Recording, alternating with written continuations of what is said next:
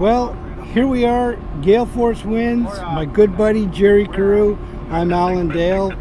We just had a wonderful journey with the Royal Canadian Navy on board HMCS Toronto. Got to meet some real interesting people. Gerry, what are your first impressions? Allan, I'm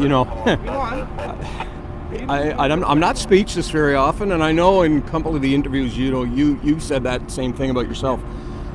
The crew, from the leadership on down, the stories they told us, just the pride they have in this country, and one of the reasons that they're here. I think the Canadian Navy has to be commended for allowing this new medium to come aboard. 100% right, and this is a pretty complex warship.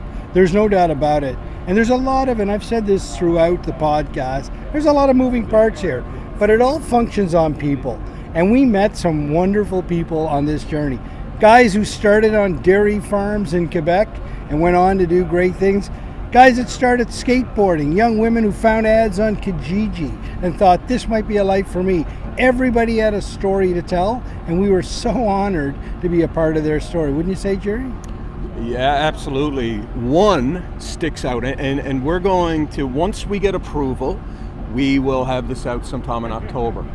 One story, one location that a young man said inspired him more than anything else was the Canada's North. What really struck me there was he didn't pick the southern climate, the Caribbean, and all these other places you and I've been. He picked Canada's North. Yeah. Wow. And he wasn't alone, Gerry. A lot of the sailors talked about their experiences up north, and they absolutely loved it. I thought that was fascinating too. You could pick Hawaii, you could pick all of these exotic ports. They were really interested in the north, as am I. Yeah. And I look forward to taking this podcast up to the north with these folks to see exactly what it is they do and what's inspiring them so much. Well, I agree with you, and I want to say this, that, we worked extremely hard the last couple of days. No one needs to pat us on the back for this, but I'll tell you one thing. You set up a lot of meetings, the crew gave us access, the captain, the Commodore was on board.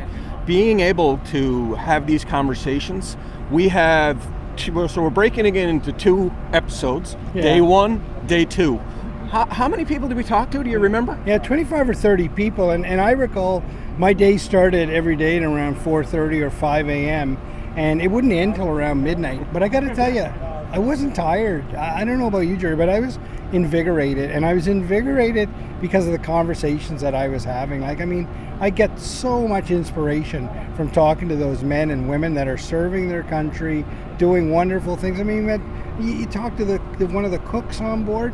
I was blown away. This guy summarized his role here best, is that he's serving Canada one bowl of soup at a time. Wasn't that amazing? Yeah, I agree. You're right, from the cooks, the bosuns, the flight crew, the precision that these people need to execute their jobs is exceptional. And I just felt so privileged to be there and see them in action.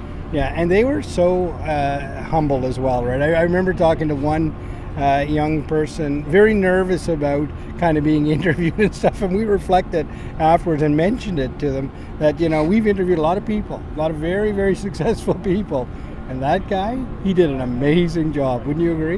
Well, it was funny. He said to us, I'm not very good on camera, and then he went and just articulated what he does, where he's been, where he wants to go so well. Yeah. And it's easy for me and you. We've been all over the place, with our experience.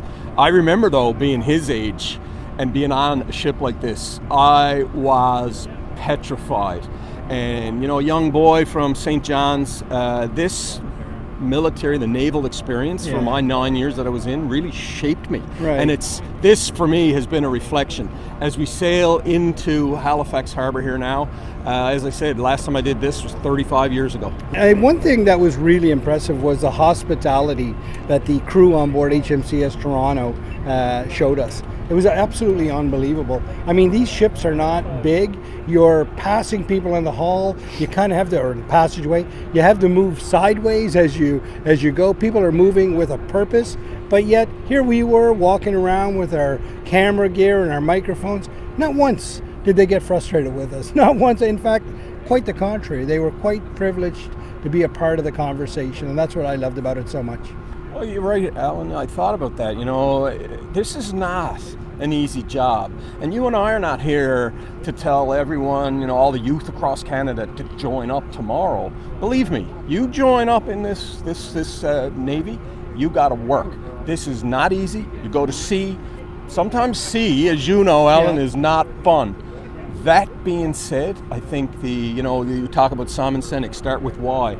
I think every single one of the crew on this ship know what their why is. Well, 100%, Gerry. Well, listen, thank you very much to the Royal Canadian Navy. Thank you very much to the crew of HMCS Toronto. This has been a very, very special edition of Gale Force Winds, and we can't wait to share the conversations that we've had, the inspirational conversations that we've had with the crew on board this ship.